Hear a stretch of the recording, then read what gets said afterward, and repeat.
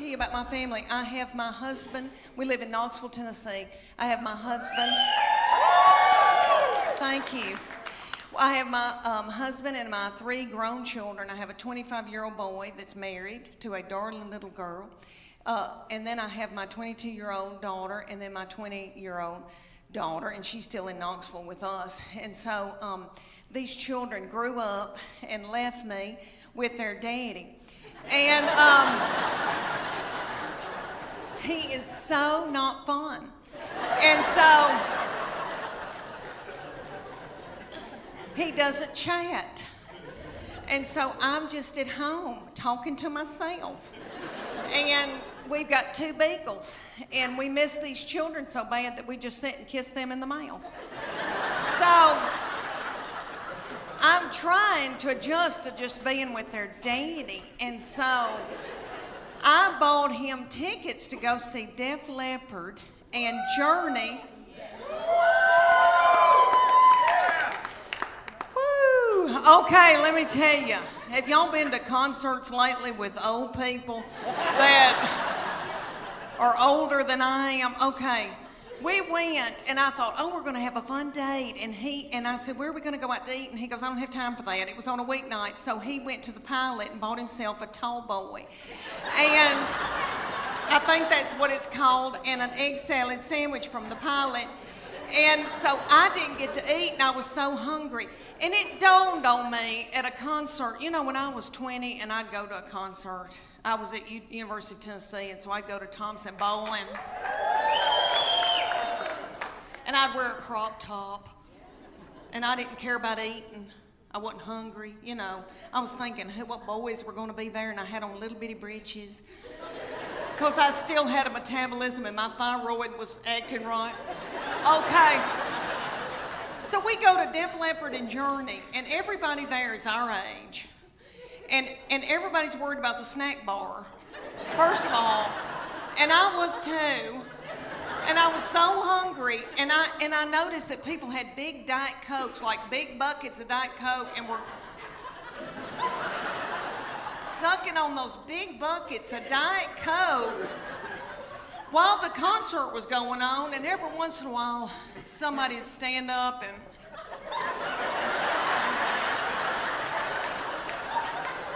and then they'd sit back down.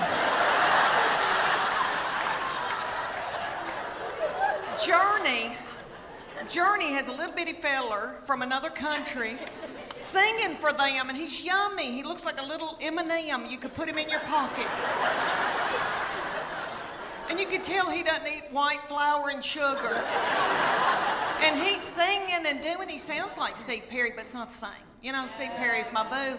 So it was like we were going to a tribute concert. But anyway, everybody in the band, besides this little fella, everybody had eaten white flour and sugar, and probably had done dope and drank terrible things, and everybody looked sick, and the bass player looked like somebody I had bought my jewelry from for years, and they were just barely a-going. And then Def Leppard came out, and it was that lead singer, I think, has got thyroid issues. His hair was just thin and didn't have a lux to it, and then I noticed he had little bitty tiny legs and a little pot-belly stomach. But he sang "Put Some Sugar on It," which I hate that mess.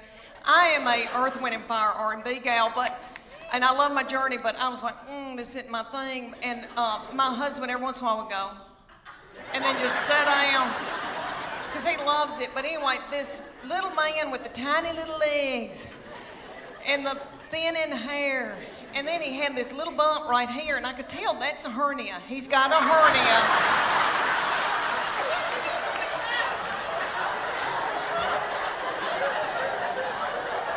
And I bet that he hadn't had time to get it fixed. He hadn't had time to put a mesh in.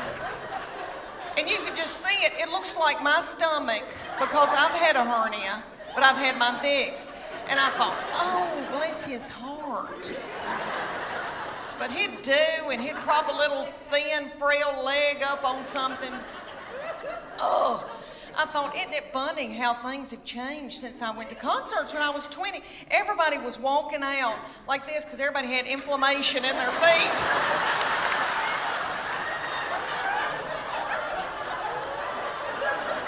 Trying to get to their car. And it was like 10 o'clock. I thought, what are we doing out here? What are we doing? We gotta get home. We gotta get in the bed. That's one of the funniest moments in this special where you talk about big panties. You said, I like them to come up over my stomach. I do. I really do. And I remember I went to Nashville, we were sitting around a big table, and all those men and women that work at Outback Concerts who are the best of the best said, what do you want to name it? And I said, I think I want to name it the Big Panty Tour. I've been talking about my panties a lot. And I've got my panties on my mind. And I think about all through the years, my act, has been based on my life. And I think, I went through maternity panties, tiny panties in the 80s when I was in sin, birthing, big panties. Then, then trying to get my weight off, went to Weight Watchers, tinier panties, And I just thought, this feels right to me. And they were like, we love it, Leanne, let's do it. And so I had the Big Panty Tour, had a ball. 18 months it took to get through those cities. So let me ask you this. Okay, y'all, my baby child is 20 and lives in Knoxville. Okay, years ago, we wanted all these children to play sports, to keep them off of dope. And so they played all this stuff, all of them did, and my husband's 6'4", I'm 5'8", we breed big kids. So she, in elementary school, was like 5'5", 5'6". She was taller than all the little children and the principal and the teachers, and she hated it. But the good news is she's very athletic, very strong. So all over East Tennessee, people would call me and say, can she be the goalkeeper for our soccer team? I'll get her an iPhone. Yeah. Can she play basketball for us? She never played basketball. And y'all, I lived through her. And I made her do it. And I felt like LeBron James's mama. And so she came to me and she goes, I'm sick of this. I'm not gonna do it anymore. I'm not gonna play all this mess. She goes, I've decided that I wanna cheer. And I said, well, baby, we're big people. And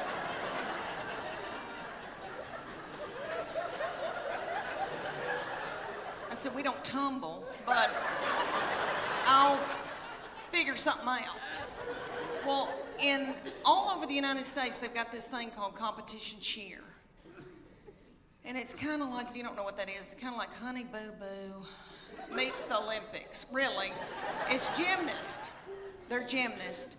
And there's one in Knoxville called the Sharks.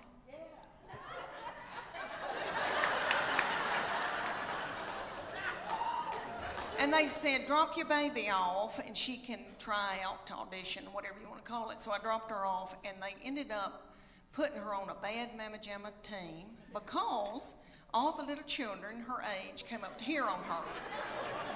And somebody's got to throw them up in the air. So they were thrilled with her and they treated us like royalty. But anyway, they said, you're going to come in here twice a week, learn a 2-minute routine. It's going to cost you $150 a month. It's like, okay. They said, there's a uniform that you're going to order, and it comes to here. It's going to expose her stomach. She's going to have a tiny skirt on with a slit in it with a glitter panty underneath it. It's $300. I said, that's a whore outfit.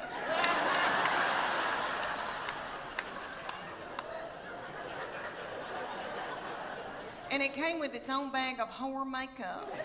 So that all the little children could look alike.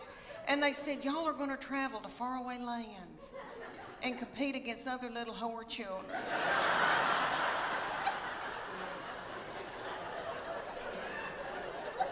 So we went to like Cincinnati or Atlanta. And we had to get hotel rooms and the gas and all of that. And then you drive up to a big coliseum, a huge coliseum. And there's tens of thousands of little whore children walking around. And my husband said, there could be pedophiles here. This is the awfulest thing I've ever, something's not right. Okay, so then they said, you're gonna pay $150 for your baby to be in this competition. You're gonna have to pay $30 to put a band on to get in and watch your baby in this competition. Somebody was selling corn dogs for $15. Okay. They start out with the babies, so it goes from 5 to 18 ages. So the babies come out in a tiny little skirt about the size of a napkin. And they come out to Beyonce's All the Single Ladies. And their little mamas are in their 20s. And they're not bitter yet. And they're in the front doing every move to keep their baby on track because they're babies and they need to be at home breastfeeding. So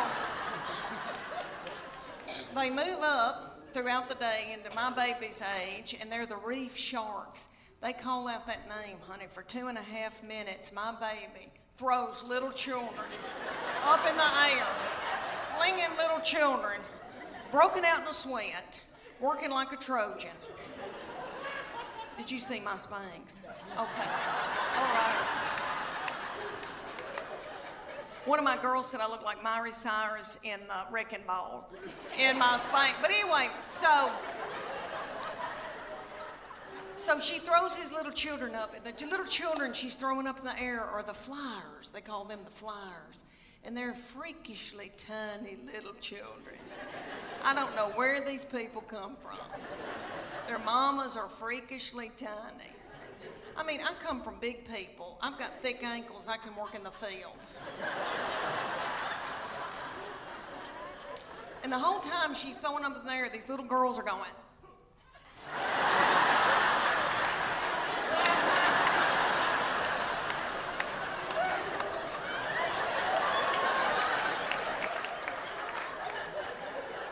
And nobody knows why, really. So at the end of the routine, after the 2.5 minutes, the finale, everybody hunkers down on the stage, puts their forehead on the stage, and my baby is the finale. She pops up and has a little child's foot in her hand and holds that child's foot. I would put it all the way up, but my dress is tight in the back. But anyway, she holds this little child up over her head. Are y'all listening to me? I mean, it's a big deal.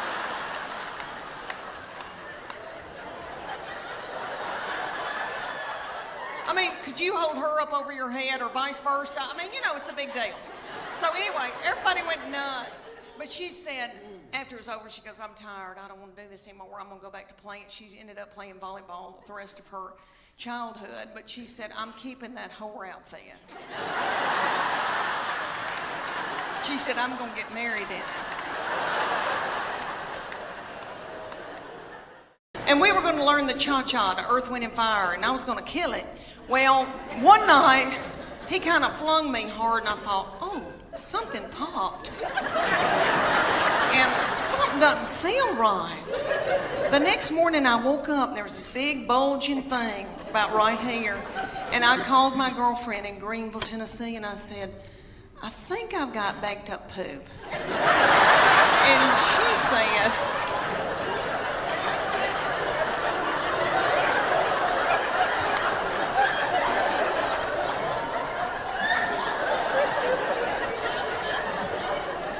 because I have trouble with that. But she said, I don't think poop goes up that far. And so she looked on her iPad on WebMD, and she sent me this picture of this man looked like an alien coming out of him. She said, is that it? And I go, that's it. She goes, you've got a hernia. So I went to my doctor, and they said, we can't push this thing back in. And so the thing was in 5 days with the Children's Hospital, and I didn't want to let them down. And I thought, Lord, what are we going to do? And my girls stepped in and learned a dance in 4 days. Bless their hearts, and they were practically nude. And they had to wear all that too. And I came out in a wheelchair to Proud Mary Keep On Turning. Thank you. And it all turned out good. The girls did that dance. You've seen that video from a long time, from the 60s with Tina Turner, and they were doing that dance. You know, it looked like car wash, something going through. Y'all seen that? And you know that Ike probably whipped her in a cocaine rage before she hit that video. So I thought, if she can do it, I can do it. But you know, let me tell you, it ended up a wonderful thing. We raised a lot of money, and it was a blessing. And okay, this blessing came out of it. Let me tell you, my husband found out about the cuddling program, and he is a baby cuddler. He cuddles drug-dependent babies every Wednesday night in Children's Hospital. Thank you. Thank you. That is so sweet. He didn't help me with mine, but that is so...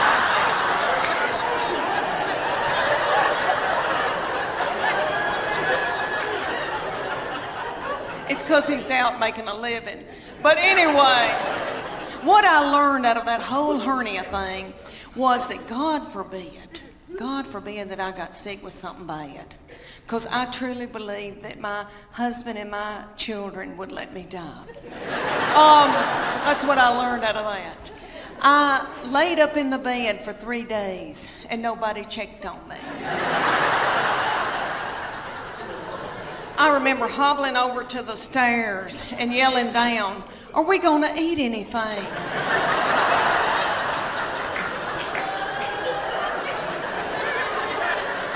And I could just hear people going through my purse.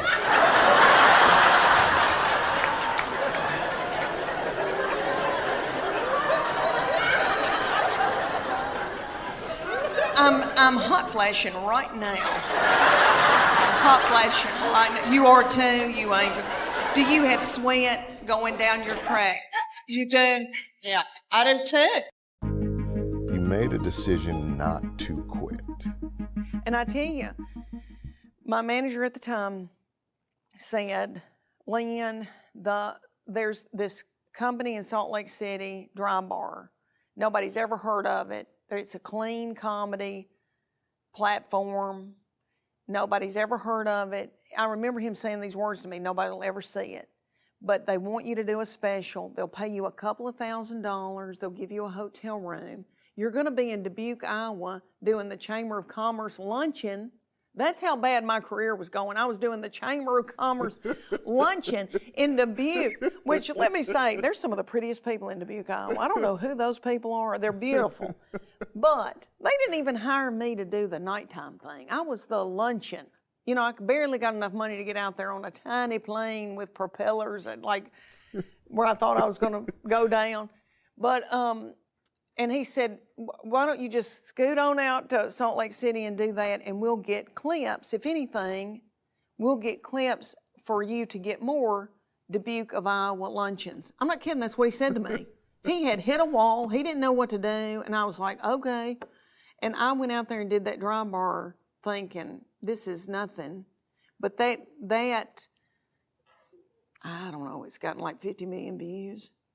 And that really didn't translate into ticket sales. Like, I still couldn't get booked in clubs.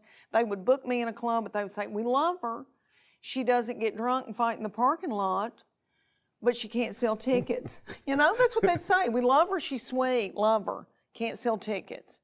And then, so the Dry Bar thing, I was getting all these views and fans and stuff, but it wasn't translating into ticket sales and all that. Yeah.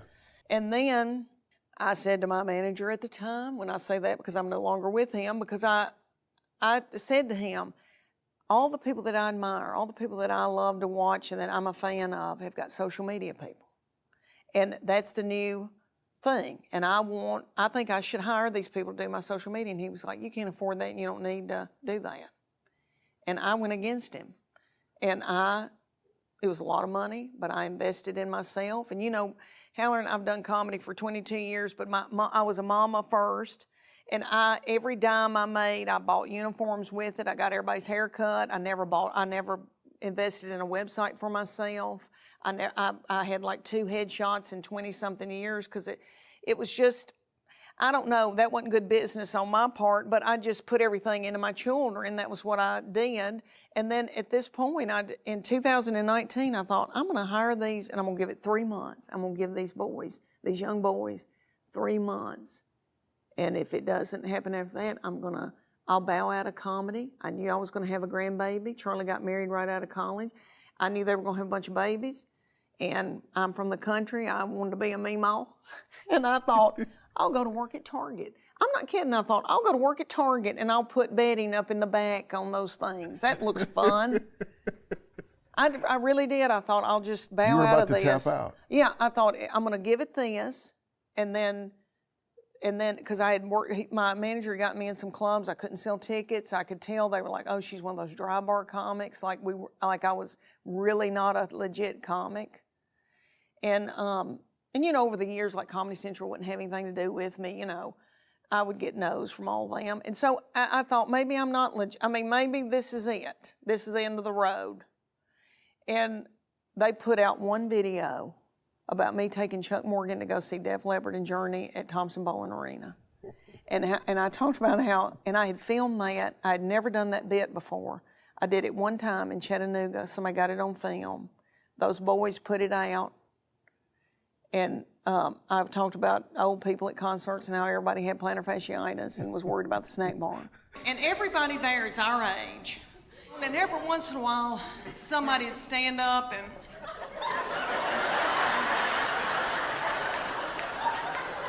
and then they'd sit back down. And it went viral.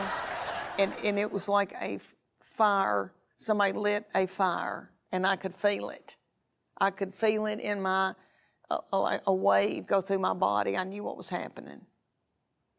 I was in New York City. We were moving my baby into school she went to school for makeup for television and film. We were in a tiny hotel room, and I said, I think something is happening.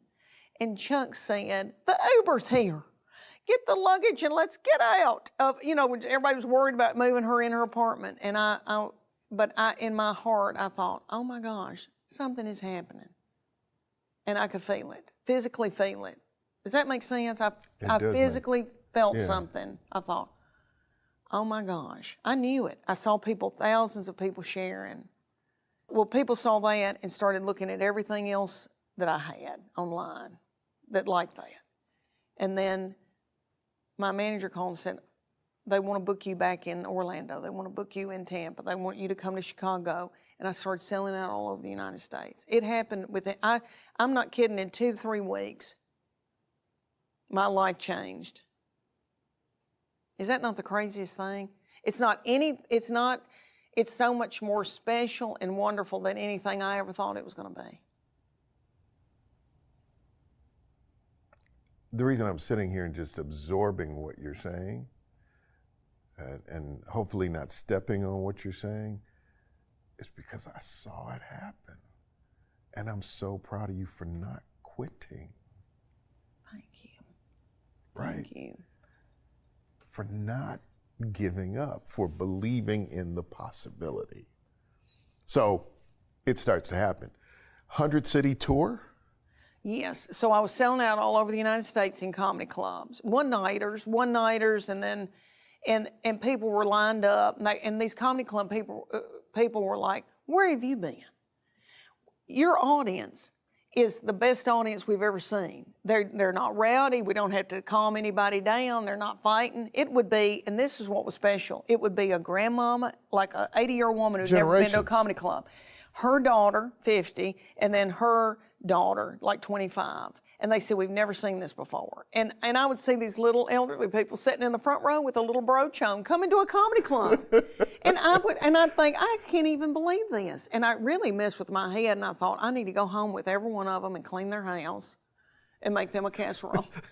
I really did. And put in a load of wash. Because they're coming out and doing this for me. Because it had been years, where I could not, comedy clubs, I worked comedy clubs like 5 or 6 a year would book me, but most of them were like, I didn't come up in them, so they didn't want me. So anyway, that was all crazy. And then my agent called me. Somebody begged, my manager begged somebody to take me as an agent. I was selling out all over the United States and they still didn't want me. And I don't know if it's because I was a 50-something-year-old woman from Tennessee. I don't know what it was, but they had to beg a guy, like a favor, can you take her as her agent? And so he took me, sweet young guy, and they call me and they go, Outback Concerts out of Nashville, Tennessee, which I've known Mike Smartack and Brian Dorfman for 20 years. I've always wanted to be in business with them. They did the Blue Collar Tour, and they do all the comedians that you've ever loved. Called me and they said, we want to give you a 50-city tour. Put it on sale, sold out. They said, we're going to give you another 50. So that was the 100-city tour, and I named it the Big Panty Tour. Right, did y'all have a good Easter? Yay! All right, let me tell y'all, I had everybody at my house and I was exhausted. And I thought, I don't know if I want to be, I'm the person now because everybody else has gotten too old. And so they said, it's on you now. And so, I like to cook and all that, but it's a lot getting ready and all that ice in the glasses and all that. And my little mother-in-law, Gail, who is darling, who loves to cook, we were talking about our menu, and I said, this was a couple of weeks ago, and I said, let's do a tenderloin. And then we talked about deviled eggs, all that, and Tess, my baby, said, we need to get a ham, maybe a spiraled ham, and Gail went. She goes, this is just my opinion. And we thought, what is she about to talk about? P. Diddy? We were like,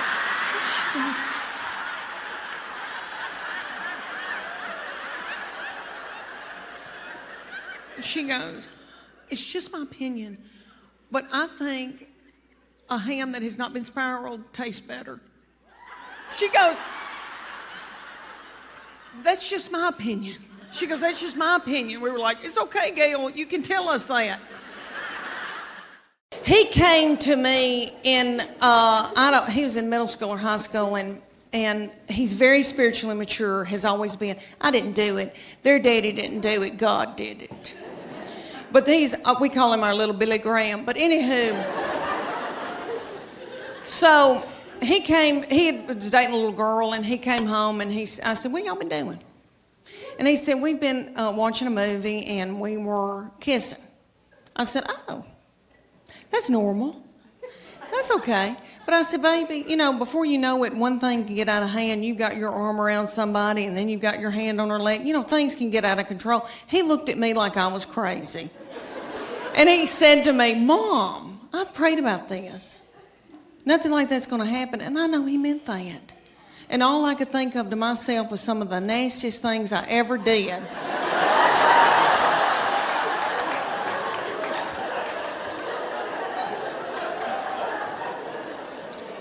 Was at the Adams United Methodist Youth Fellowship.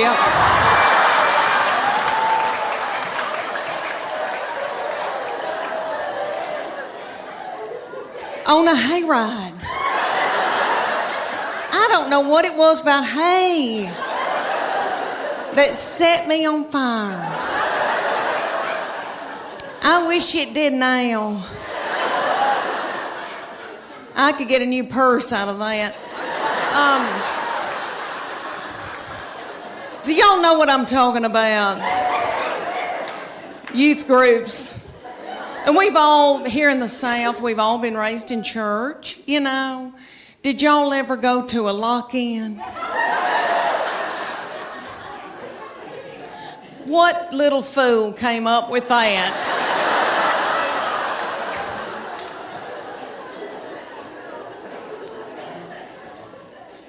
Y'all know that it was some precious little woman maybe, and they were like, they were in a committee meeting, and she was like, oh gosh, y'all, we need to come up for something for all the hormonal teenagers. I know. We'll put them in the church building and lock the door and turn the lights out and leave them there all night. Maybe somebody will end up pregnant. My oldest daughter has turned 11, and she's in 6th grade in middle school. And I can tell that puberty is beginning with her. She's crazy. And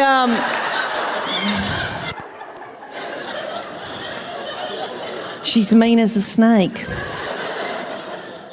And we're scared to death of her, but we just tiptoe around her. She cries a lot, and she doesn't know why, and she tells us, I don't know why I'm crying. And we just try to get through it.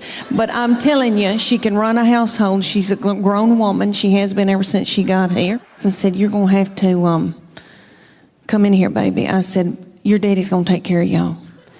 I'm going to Nashville for like 3 days. She bust out crying. I said, what's wrong? She said, don't leave us with him. He doesn't know where the food is.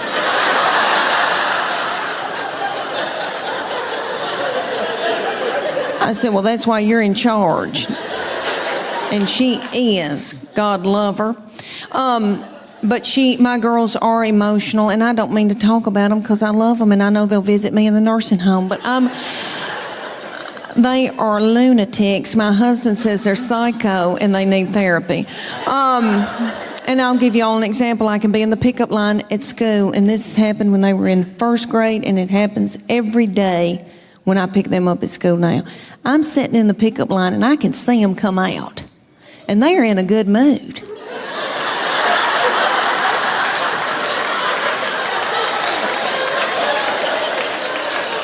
And they're goosing each other and giggling and doing and talking and having a good time. They're waving to the teachers and the principal.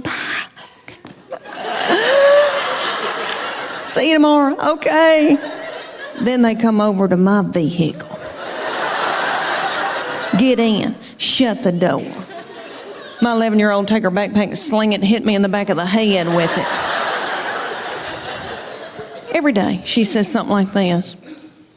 I'm starving to death. You don't have a piece of cheese in this car?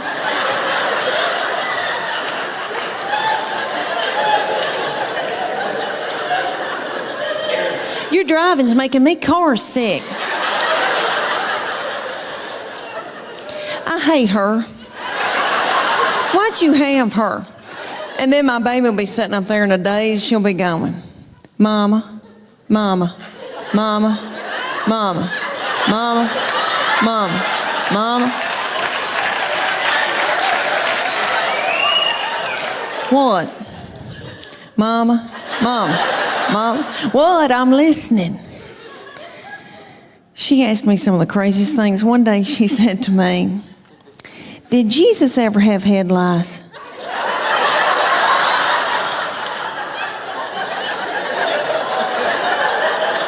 How do you answer something like that? I said, well, baby, if he did, I know he healed it. And then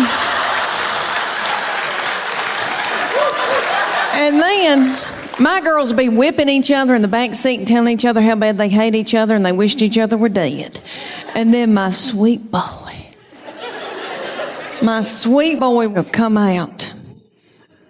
He'll get in and he'll say, you know, they're building a new Home Depot up on 281. Summer's almost over, and I don't know where it went. Do y'all feel that way? It just seems like it just left. Okay, and every summer I think, oh gosh, I've got to go buy a bathing suit. And now it's over, and I barely even wore one. What I've been wearing is my swim dress.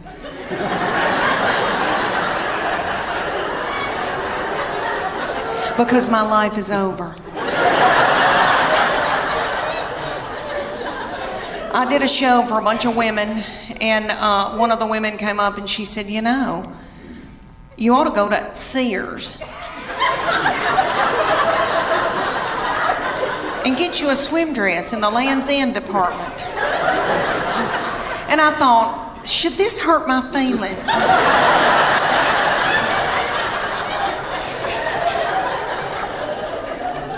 So I did. I went to the Sears in Knoxville, Tennessee. They've still got our Sears open. I don't know if y'all's is open or not in Chattanooga. Okay, ours, you go in, there's not a soul in there. The lights are on. Nobody's shopping. Nobody's working. I mean, I felt creeped out, and I thought, are they running dope out of Sears?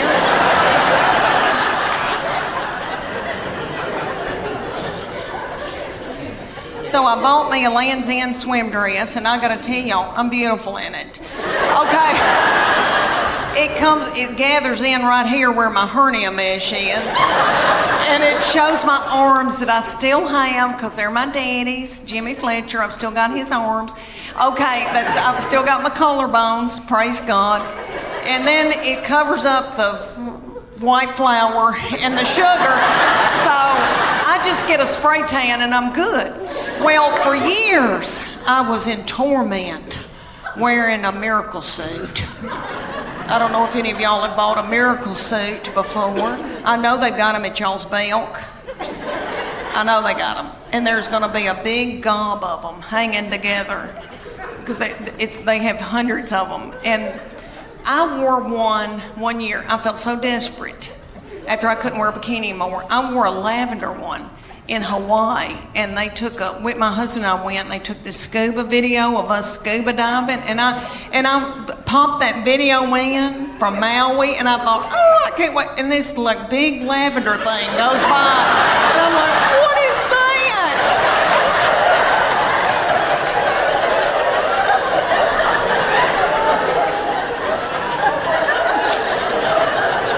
I destroyed that video.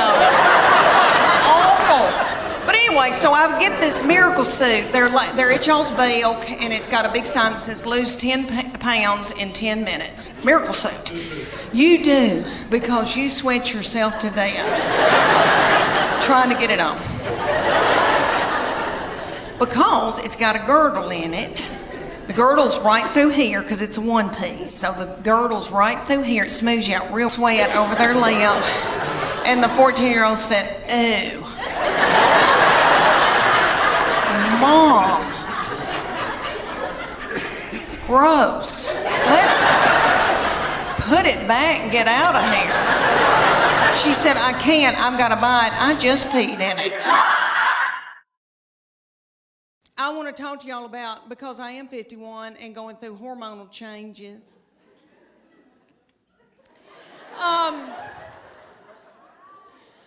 Okay, I am with their daddy, and these children all walked off and left me with him.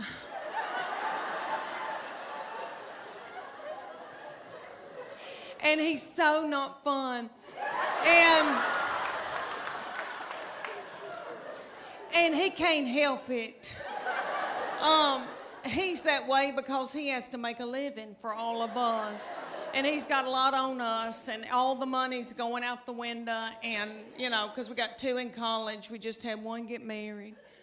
But he and I are having to adjust being together for the first time in how many years, before we got married. And so he sends me emoji, kissy faces, and stuff like that. But I am low on progesterone and testosterone. He's low on testosterone, praise God.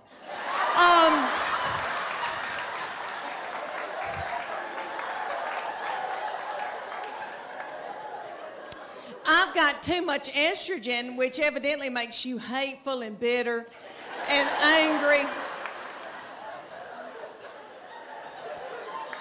And so I sweat all night, just like I've done jazzercise in the bed all night. And I wake up, I've got sweat right here in the back of my head. My head just looks like fuzz in the back. And my husband, okay, so I put it on 67, and he says, I can see my breath, and that's a lie.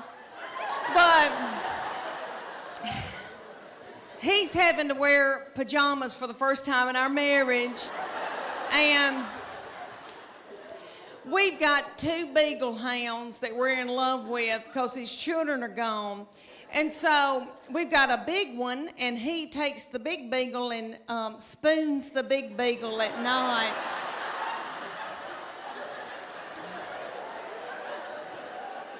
And I've got the little beagle, the little pocket beagle that we rescued, and she's got a nervous tick and eats our furniture and our fabric like a goat. But anyway, they sleep in the bed with us, and the bed is so nasty. Okay, so the little beagle, so he's spooning the big one. The little beagle backs her little butthole up to my head.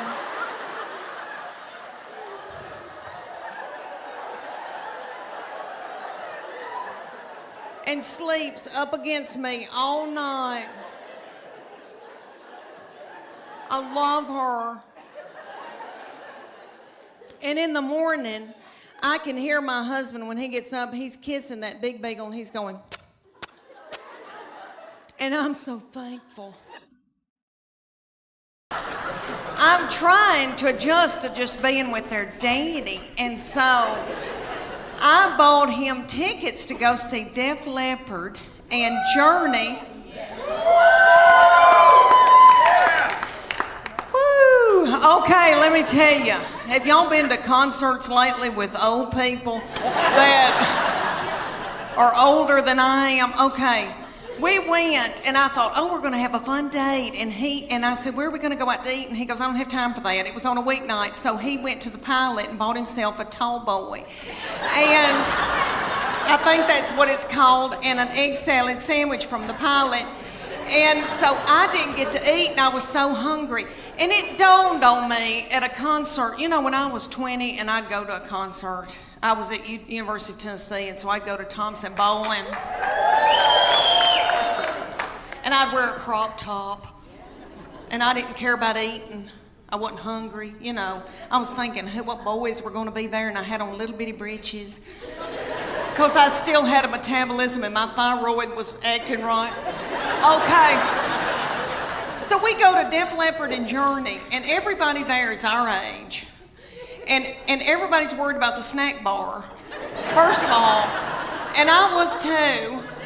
And I was so hungry, and I noticed that people had big Diet Cokes, like big buckets of Diet Coke, and were sucking on those big buckets of Diet Coke while the concert was going on. And every once in a while, somebody would stand up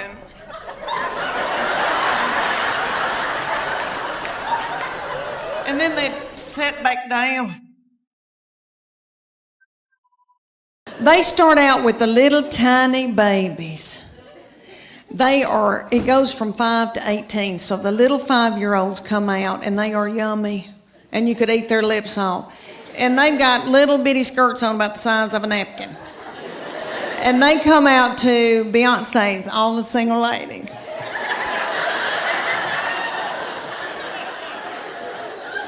And their little mamas are in their 20s. And they're not bitter yet. And they're in the front making every move that their little children are making. Because those little children are babies and they need to be at home breastfeeding.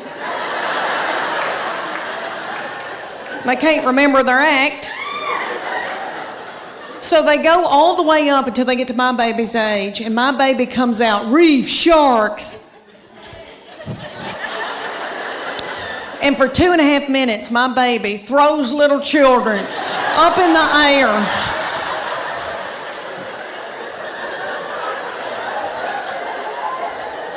Broken out in a sweat, working like a Trojan. And the whole time, it's the most freakishly tiny little people you've ever seen that she's throwing up in the air. Their little mamas are freakish, tiny little people too. I'm from farming country in Middle Tennessee, We grew dark fired tobacco, so I've got thick ankles. I can work in the fields. I don't know who these people are. I don't know how they birthed a little baby, their little cervix. So these freakishly tiny little children are up on top, and the whole time she's throwing them in the air, they're doing this.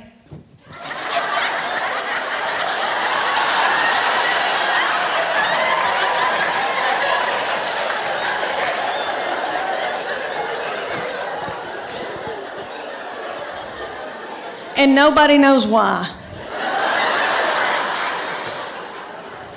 But this goes on for 2.5 minutes, and then the finale. All the little children hunker down on the stage, and the finale was my baby. They had my baby hop up out of that crowd with a child's foot in her hand. So y'all get what I'm saying. She had a human being up over her head with one arm. And that little girl's doing some kind of something up on top. My baby was a rock star. Thank you. I mean, really, I don't know when's the last, had never held one of my friends up over my head with one foot in my hand.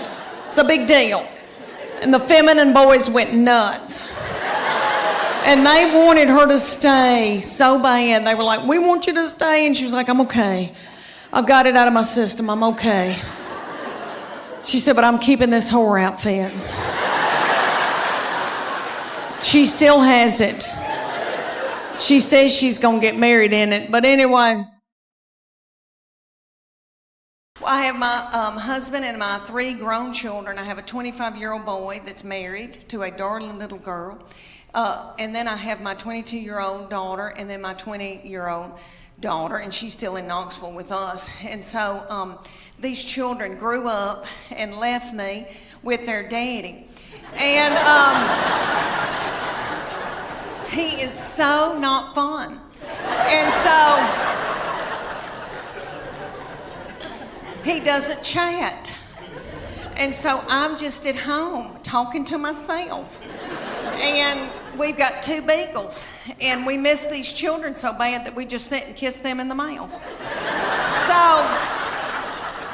I'm trying to adjust to just being with their daddy, and so I bought him tickets to go see Def Leopard and Journey. Woo! Okay, let me tell you. Have y'all been to concerts lately with old people that are older than I am? Okay. We went, and I thought, oh, we're going to have a fun date. And I said, where are we going to go out to eat? And he goes, I don't have time for that. It was on a weeknight. So he went to the Pilot and bought himself a tall boy. And I think that's what it's called, and an egg salad sandwich from the Pilot. And so I didn't get to eat, and I was so hungry. And it dawned on me at a concert, you know, when I was 20 and I'd go to a concert, I was at University of Tennessee, and so I'd go to Thompson Bowling. And I'd wear a crop top. And I didn't care about eating. I wasn't hungry, you know. I was thinking what boys were going to be there, and I had on little bitty breeches. Because I still had a metabolism and my thyroid was acting right. Okay. So we go to Def Leopard and Journey, and everybody there is our age. And everybody's worried about the snack bar, first of all. And I was too. And I was so hungry, and I noticed that people had big Diet Cokes, like big buckets of Diet Coke, and were sucking on those big buckets of Diet Coke while the concert was going on. And every once in a while, somebody would stand up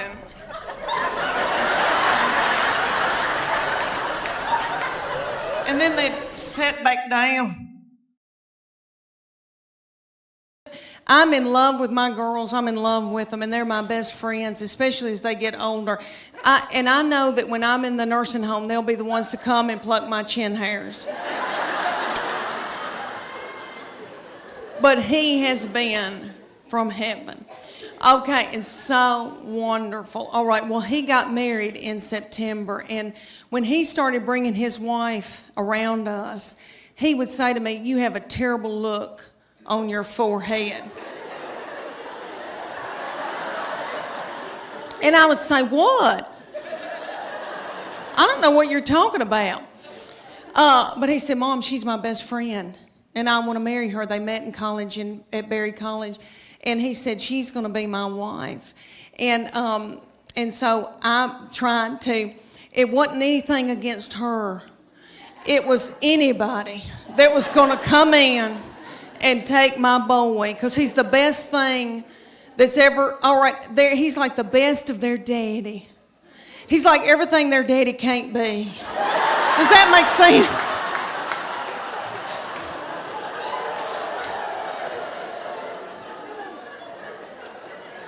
So right before the wedding, he said, "Mom, she is my immediate family now. You're my extended. I'm supposed to cleave to my wife. That's biblical." And I said, "Why did I show him the Bible?"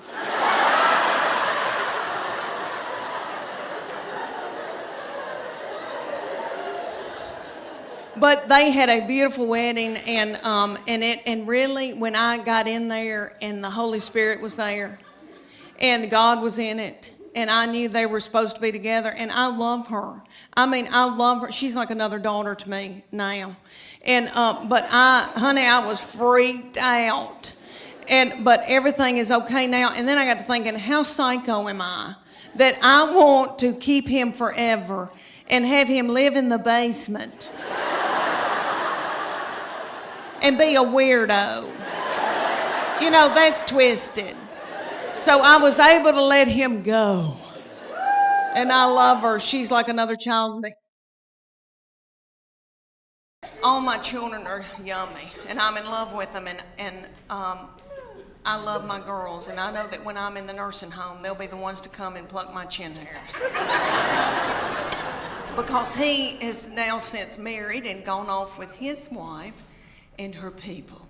And that's what boys do. They cling to their wife. That's biblical. He said to me, "Mom, she is now my immediate family. You are my extended."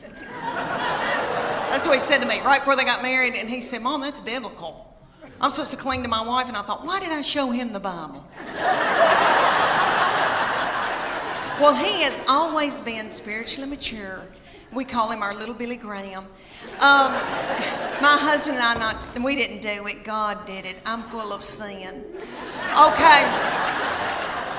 I've been washed in the blood, but I've been a horrible, horrible person. Not too bad, but okay.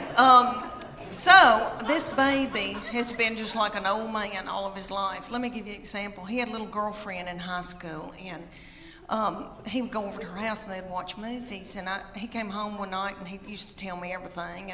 And I said, "What y'all been doing?" He said, "Well, we've been watching television and kissing on the couch." And I said, "Okay, baby, okay. That's all right. That's normal." But I said, "You know, before you know it, you've got your hand on somebody's leg, your arm around, and you know, things can get out of control." And I just say, "Slow it down." He looked at me like I was crazy. And he said, "Mom, I've prayed about this. Nothing like that's going to happen." And I know he meant that.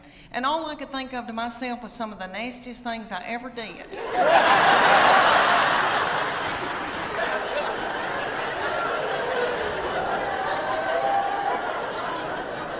Was at the Adams United Methodist Youth Fellowship on a hayride. I don't know what it was about hay that set me on fire. I wish it did now, because I could get a new purse out of that. Okay, y'all, have you ever heard of lock-in? I know everybody in here that has been from Chattanooga has probably been raised in church. Okay, I don't know who that little darling, sweet fool was that came up with the lock-in. some probably little woman in a committee meeting. And she probably said, oh gosh, y'all, let's come up with something for all the hormonal teenagers. Let's gather them up and put them in the church building and lock the door and turn the lights out and leave them there all night. Maybe somebody will end up pregnant.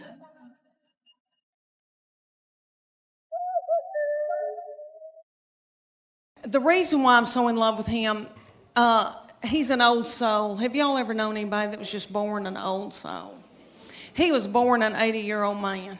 All right, let me tell y'all why I say that. He has had a garden since he was in middle school. He has just always loved to learn and had all these nifty things that he's been into. Like he raised chickens. He was in Berry College. They have enterprises, business enterprises, and he started the Cage-Free Egg Enterprise. He raised 200 chickens while he was in college. Do y'all want to know what I was doing at the University of Tennessee in the 80s? I mean, let's just get it out of the way. Have I made out with anybody in here? Anybody?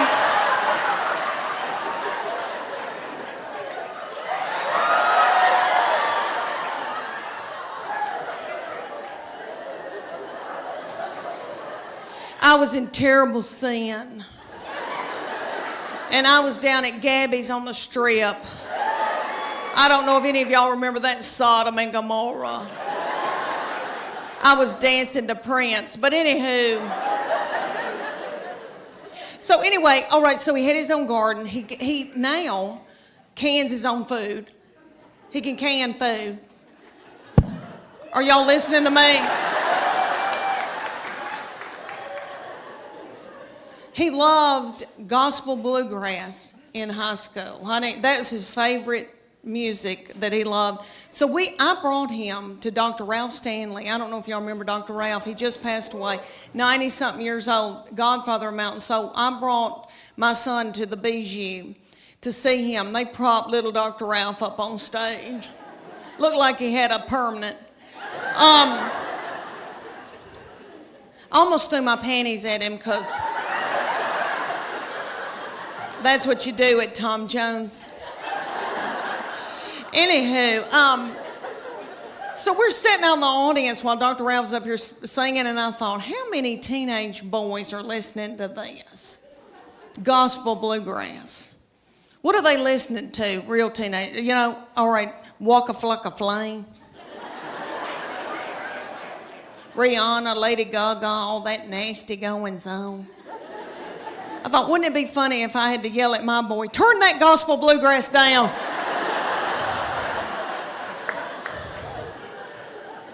You're out of control. If I hear, I saw the light one more time, let me tell you about this baby.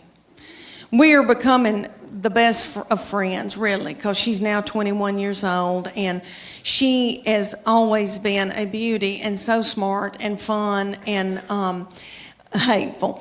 Okay, so now she not to other people.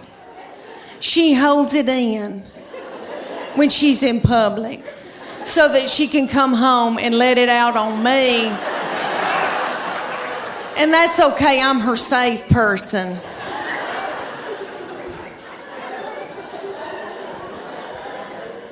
And I believe that God allows this when your children get in about, I don't know, junior, senior in high school, because he knows that you're grieving, because they're gonna leave. And he knows that you're gonna take to the bed over it. So, their junior and senior year, something happens. And they change on you. And they get to be the meanest people you've ever been around. So by the time they're ready to leave, you kick their crap out onto the curb. Her junior year, this started, okay, the very breath that I breathed out of my nostrils made her so angry.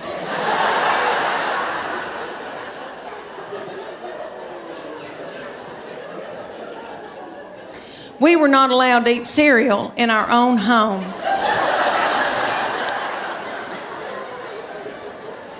Because she couldn't stand to hear us chew.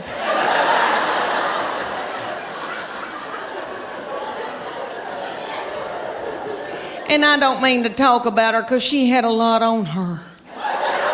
She had a lot on her, like she had to empty the dishwasher. And that's a lot, you know. I'll give y'all an example. Okay, at the University of Tennessee in her sorority, these girls will come home, you know, and I'll cook for them and do, and I'm tickled. All right, well, they like Memphis, Nashville girls. Well, a little girl came home with her and spent 2 nights. So I washed that little thing's clothes, and all I said to this little girl was, Katie, you're so tiny. Your little underwear looks like a slingshot.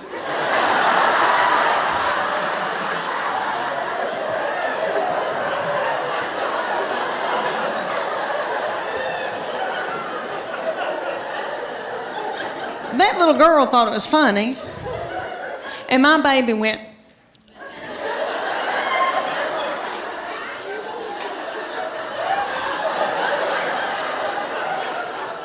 So I got out of there. So when that little girl left, I came back in, I went, what's wrong with me saying that her little panties look like a slingshot? I wish somebody'd say my panties look like a slingshot.